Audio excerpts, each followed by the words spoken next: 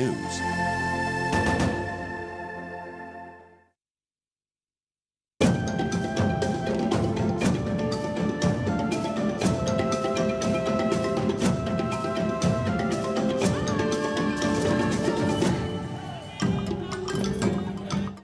With 3 years remaining before he could complete his first term in Parliament, the hammer fell on him.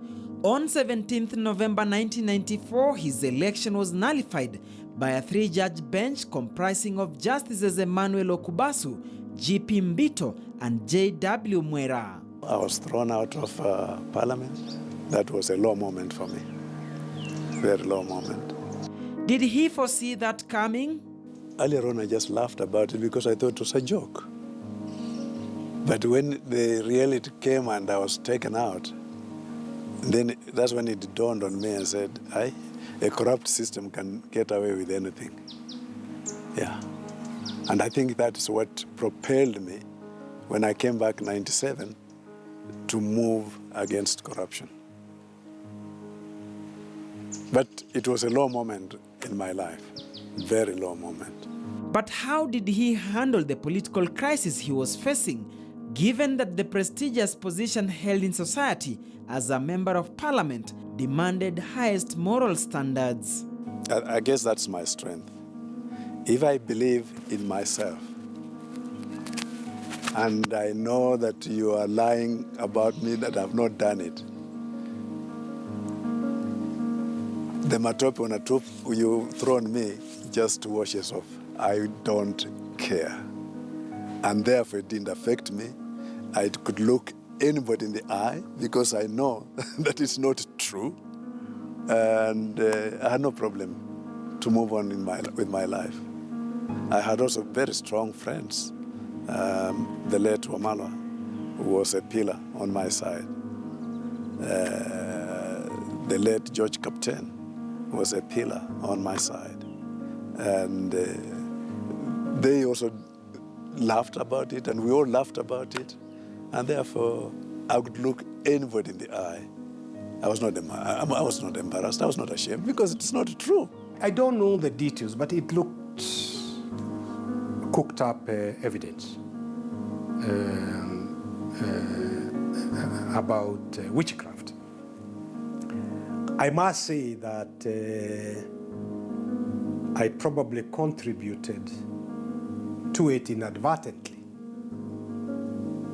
because back in 1974,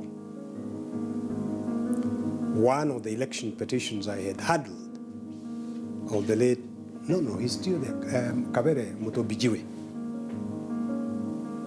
I was acting for the petitioner against Kabere Mutobijiwe. And our evidence was that there had been oathing, of the people. And all the people who came to give evidence for the petitioner, the judges were old themselves, Chanansi, and they decided these old people cannot be telling the truth, cannot be telling lies at their age. But actually, they were talking about the Mauma words. So they would give, the evidence was correct, but it was nothing to do. So we were able to throw out Kabere Mutobijiwe on the basis of oath. There was a by-election. That's how Anarita Karimi Njero became member of parliament. So then, from there, the law was, oathing is so serious. If there's evidence of oathing, you go out. And this was now an extension, because these judges, particularly the white judges, thought witchcraft is something, oathing and witchcraft is something in the minds of the Africans. So if you have subjected the voters to oathing or witchcraft, then the elections could not possibly have been free. So he was using, the petitioner in Musikari Kombo was using the law that one of the grounds, which is very serious, is witchcraft or oathing. And if you are found to have participated in it, then you are disqualified from even contesting the subsequent elections. But that was a judiciary that was under the executive. Yeah, I would not say that we have a free judiciary. In practice, although in constitution it is, but there's a lot of improvement. You find a lot of brave judges.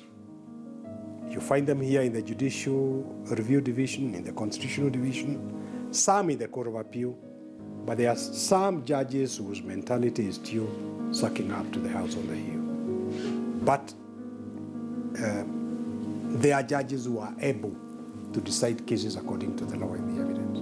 Musikari Kombo claims that turbulent moment in his political career also saw him experience what he terms betrayal from his friend, the then ever-smiling Attorney General, Amos Chiswila Wako. He was a very close friend of mine. He cannot deny I played a role in him becoming an Attorney General. I can actually say that publicly, and he will not deny. And if he does, we can sit together and say, what about this lunch, and what about who organized it, and so on and so forth. So he was a very close friend of mine. But I sat back and I said to myself, he's working for his masters. And I left it at that. The decision by the three-judge bench to throw him out of Parliament also eroded his confidence in the judiciary, as he claims. It was a corrupt system at work. And for me, that's what I always looked at, a corrupt system at work. In Parliament, my witnesses disappearing, and so on and so forth. It was not going to help anybody. It was, you know, you could argue until you come blue. But a corrupt system does not listen, it won't care what you're saying. The criminal justice system was once again on the spot that made him have a totally different perspective on the rule of law. That law is an us. It can be manipulated. That at that time, and I think even now, a lot of our judiciary can be manipulated, which is a sad thing. It was definitely judiciary manipulated. Let me say this, and one of the judges, much later in life, came and apologized. One of the three, much later, came and apologized.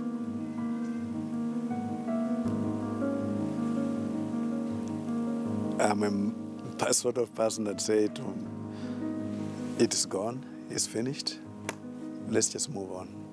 So it was a system manipulating the judiciary. And I believe to today, it is still happening. On the ground, people knew that it is not true. So they knew the system was fighting him. And that helps you in the subsequent elections. But as fate would have it, the controversy stalking him did not end there. More was to follow when murmurs erupted claiming that Kombo was in fact not a Kenyan after all. That is stupid, the most stupidest. The actual person who started that thing was Martin Shikuku. I've heard Orengo, my friend, also repeat it. It's the stupidest thing. I can actually trace up to my great-great-grandfather. And I know where their graves are.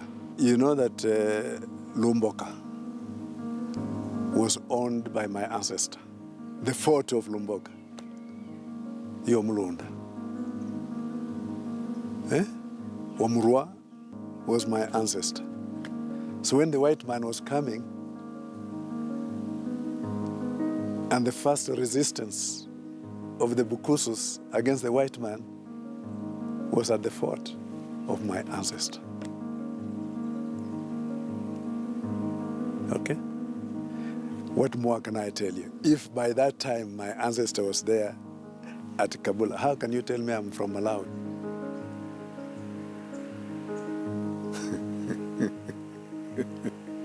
Eh? Yeah. The Bukusu story about this big stone in Sangalo with a footprint on it. Watiekele, that footprint belongs to Watiekele, my ancestor.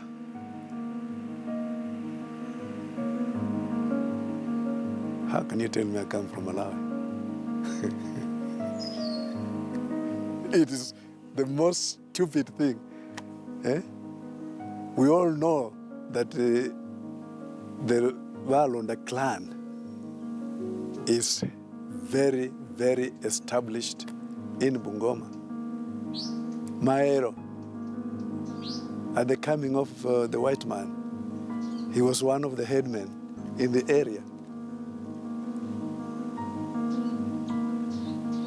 The white man deposed him. And that's why we say, when Mufunga na Pingo, and he broke them because of his strength. That's my ancestor. And you tell me I come from Malawi? What are you talking about?